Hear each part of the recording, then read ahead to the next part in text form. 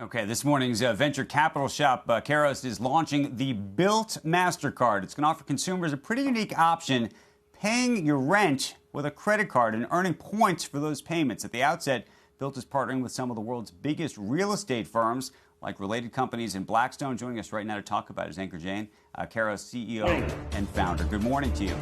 How are you? Congratulations. This is a fascinating development and a fascinating product. Explain to the audience how it works, because typically people have not paid their rent with a credit card, in part because of the fees and surcharges. Yep. So look, Andrew, rent is the single largest expense for the vast majority of Americans.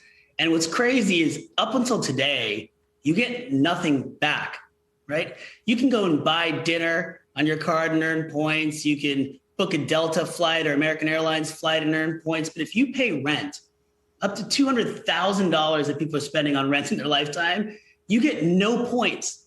You don't get to build your credit score, and you get no closer to home ownership. So today, we're finally changing that with Built Rewards. So we've partnered up with the largest real estate owners in the country and MasterCard.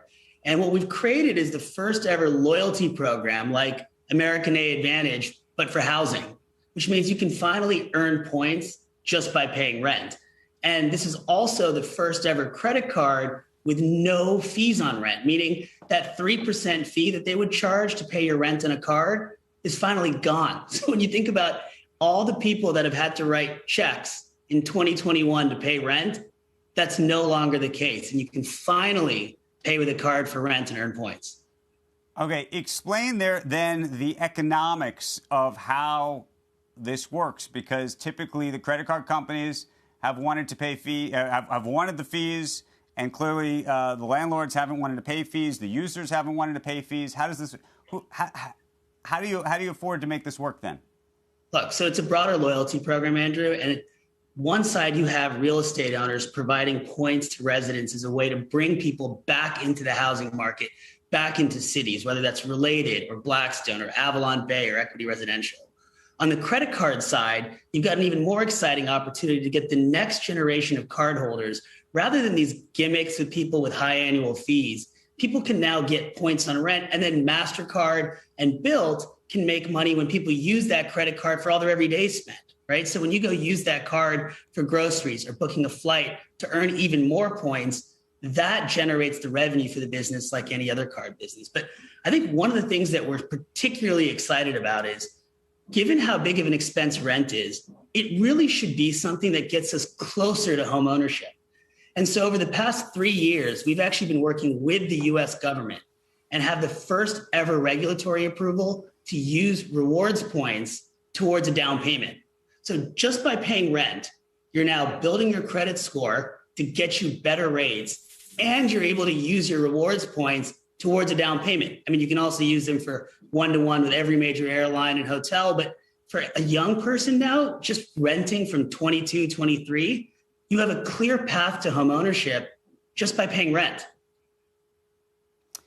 I still want to just take a step back to explain the economics to the audience, because I'll be honest, I'm a bit confused by it. Yeah. I understand that there's no fees on the rent piece.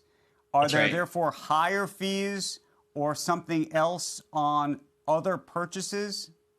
No. So, Andrew, when you use your credit card today for any everyday spend, the merchants will pay typically a 2-3% fee. And so the way this rewards program works is the more you use your card on everyday spend, AKA the more revenues that we're able to generate from outside spend, the more points you earn on rent.